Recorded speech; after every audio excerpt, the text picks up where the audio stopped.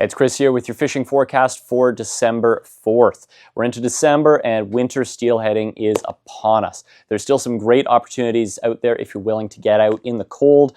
Lots of fish still around. Off the top though, definitely this time of year, exercise some additional caution when you're on our rivers. Getting to the rivers, we've had a fair amount of snow this week. That's going to mean messy, blowing snow conditions in especially some regions of southwestern Ontario where you have a lot of open fields and things. And when you're in the rivers, you're going to have snow and slush and things like that to start to contend with as we get later into the month, and even right now in some of your snowier areas.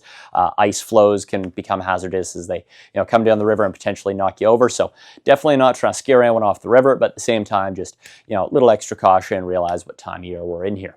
As far as fishing opportunities go, fishing this past weekend was quite good for those who got out. We did have a little bit of slush in the rivers, a little bit of ice around the banks, but for the most part, rivers still open, still flowing, and fish are pretty happy. The water temperatures are definitely down right now, and so fishing slow is the name of the game. You're going to be targeting generally your slower water this time of year, deeper water, and fishing more methodically. It might take you a number of drifts through the same pool before a fish wakes up and eats your fly. To that point, though, it is one of the more pleasant times of year to fish because you don't always have to get up that early. Getting up early is not always rewarded this time of year because the water's still cold in the mornings. Typically, your peak window this time of year is going to be probably from about 11 a.m. and onwards as that water starts to warm up with more sunshine on it. So great time of year to get out for a nice casual outing, sort of midday, and feel like you're not missing out at all on that early bite window. If you're going to nymph this time of year, stoneflies start working really well.